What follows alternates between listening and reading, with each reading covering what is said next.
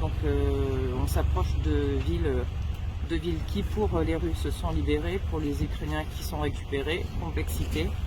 En tout cas, on est dans le Donbass, à 60 km de Donetsk.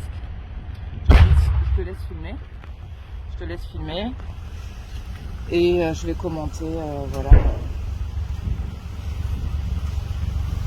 Voilà ce qui se passe.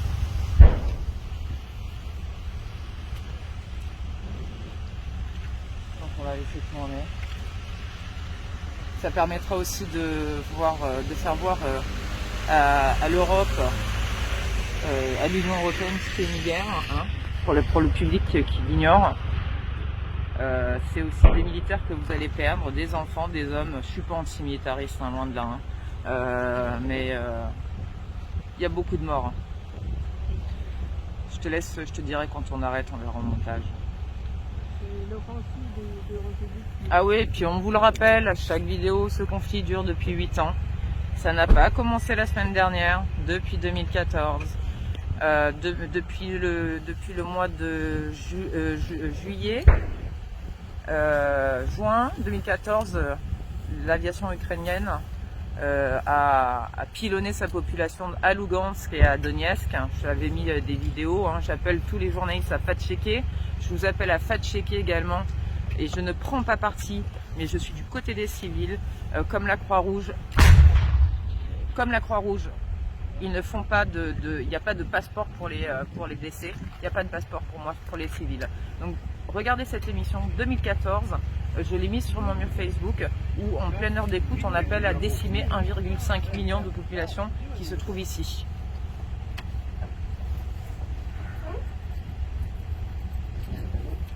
Les gens ne peuvent plus. Les gens ne peuvent plus. Les gens n'en peuvent plus.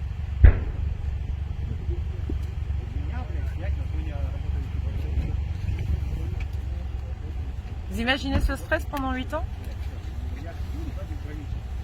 Voilà. Les accords de Minsk n'ont jamais été respectés.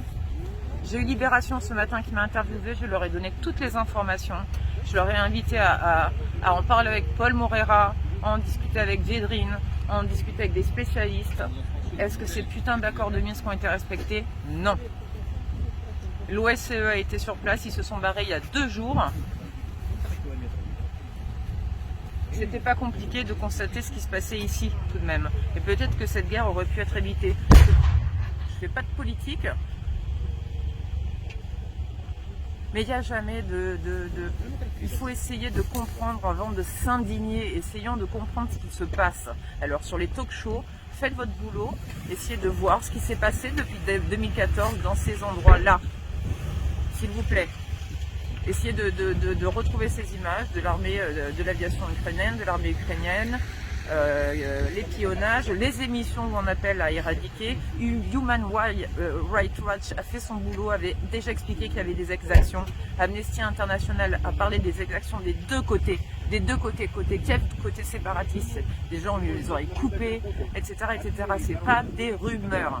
Ça a été notifié par Amnesty International.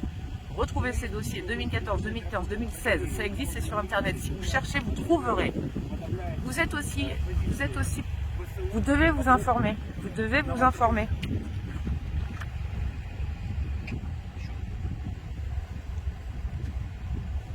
J'avais mis des photos depuis 2015. Tout le monde a refusé le film. J'ai appris que certaines personnes me demandaient pourquoi les Russes avaient repris mon projet. France Télévisions a refusé mon projet. France Télévisions a refusé mon projet. Personne n'a voulu le diffuser. Amnesty International a effacé de ses fichiers après l'avoir sélectionné. Pendant 1 mois, j'ai eu la presse. Après, plus personne m'a posé de questions. Personne n'a voulu que ce film soit diffusé. Je l'ai proposé à France Télévisions, je l'ai proposé à Arte, j'ai les traces, j'ai les emails de tous ces gens à qui j'ai envoyé ma proposition de film. Idem, avant de venir ici, j'ai encore une fois téléphoné à des gens proches d'M6, etc., etc. Personne ne m'a répondu. Personne. Voilà. Donc pour ceux qui se disent « Ouais, elle est proche des Russes », je suis pas proche des Russes. C'est les seuls qui ont diffusé mon film au bout de je sais pas combien de temps. Les seuls. Après qu'il ait été effacé de tous les sites internet. Voyez, voilà, donc j'accuse personne, je sais que la géopolitique c'est important, etc., etc. Moi, mes films sont pas politiques, ils sont sur les civils. Donc voilà, sachez-le. Sachez pourquoi vous l'avez vu que sur les Russes, parce que tout le monde l'a effacé, et demandez des comptes à France Télévisions. Que j'accuse pas, c'est mes confrères, mais il y en a deux. Je suis venue les voir, je leur ai proposé le dossier, ils m'ont dit non, on n'en veut pas. Il n'y a aucune... J'invite tout le monde à analyser mes images, vous prenez les bandes son, vous faites tout, vous géolocalisez, c'est inattaquable. Rien, il n'y a pas un seul montage, il n'y a pas un seul faux témoignage. Analysez-le, le film, je suis prête à le remettre à toutes les rédactions. Faites-le, faites-le, faites-le.